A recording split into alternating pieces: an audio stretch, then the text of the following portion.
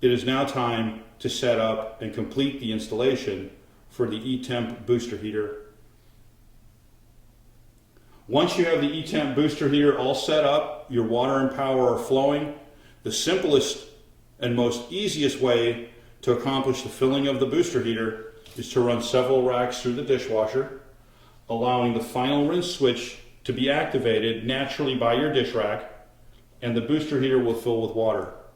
Once you have water flowing from the final rinse arms, at the exit of the machine, you'll know that the booster heater is full. If you'd like to do it without running racks through the machine, what you can do is reach inside the entrance, activate the start read switch by the start lever inside the dishwasher, which we'll see later. Then use your magnet, place it on top of the final rinse read switch, and you'll activate the final rinse. Again, once you have water flowing from the final rinse arms, the dishwasher's booster heater is completely full with water. Now you've finished filling the E-Temp booster heater with water, it's time to make the final connections to your booster heater. First, turn off the power to your dishwasher and turn off both circuit breakers for both your EST44 and your E-Temp booster heater at your circuit box. You want to take the wire that was disconnected and remove the tag that was attached and make your final connection to your high limit switch. Apply power back to your dish machine. Then apply power to your booster heater, allowing your booster heater to start coming to temperature. Please note that there is a temperature gauge located here inside this particular machine. This dishwasher is located in our showroom and is used for demonstration purposes. You will normally find a freeze plug located in this position for easy access and draining of the booster heater for service and maintenance. Now it is time to turn our attention to setting the thermostats for the wash tank and the power rinse tank. The wash tank, in a high temperature application as this one, should be set for a minimum of 150 degrees, no more than 160. In a low temperature application, the minimum temperature should be set at 120 with no more than 140 degrees. The power rinse tank for a high temperature application should be a minimum of 160 degrees and no more than 170 degrees. For low temperature applications, the power rinse tank should be set at a minimum of 120 degrees, no more than 140. The temperature gauges are located at the center of the dishwasher, the wash tank, and the power rinse tank. To adjust the final rinse temperatures in the E-Temp booster heater, the thermostat is located at the very top of the booster heater inside the main control panel of the unit. The temperature gauge and pressure gauge for the final rinse are located over the final rinse section of the dish machine. To begin setting the temperatures in both the wash and the power rinse tank, begin by feeding several racks through the dishwasher and observe the temperatures of the machine. And then we're going to make the adjustments for the thermostats.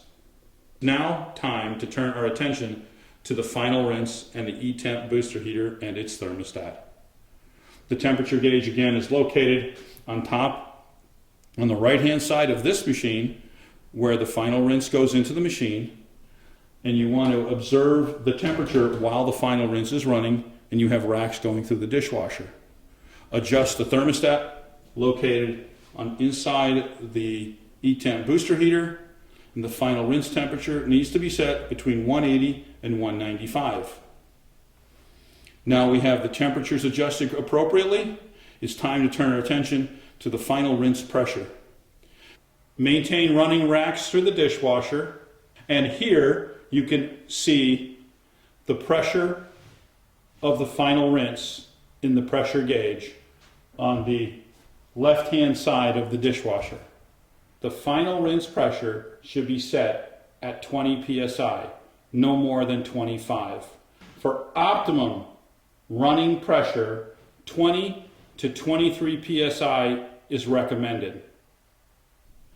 Now that we've located the temperature gauges for the wash and the power rinse tank at the top of the dishwasher, it's finally time to make your final adjustments for the temperatures in the wash and the power rinse tank. For the wash tank, the thermostat is located on the bottom right of the machine in the wash tank. The thermostat control is marked with a positive and negative arrow showing you which direction to turn the thermostat to increase or decrease the temperature. The wash tank thermostat should be set for a minimum of 150 degrees in high temperature applications. In low temperature applications, a minimum of 120 degrees is required, but no more than 140 degrees Fahrenheit. For the power rinse tank,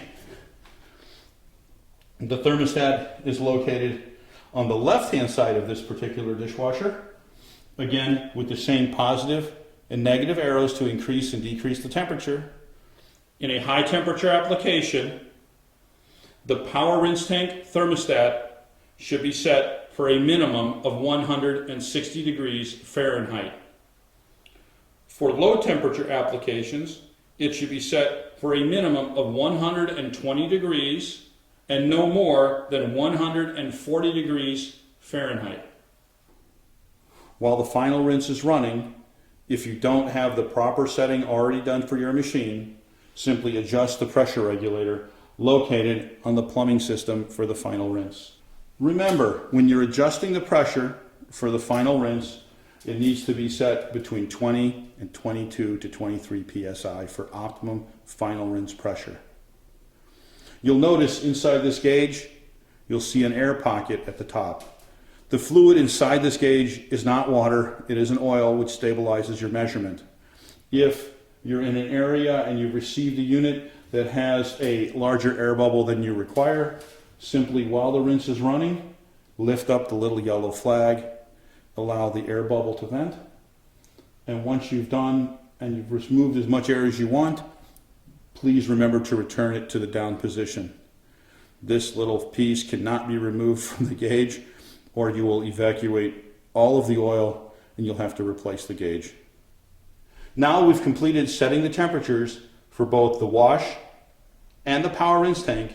It's time to turn our attention to setting the temperature and pressure for the final rinse. Located at the bottom of the machine on the clean side, you'll find the new Brother gear drive assembly. It is a drive motor and matching gear assembly for the new EST 44 and 66-inch conveyors. The drive assembly drives the conveyor arm and operates the spring retention clutch for the drive arm.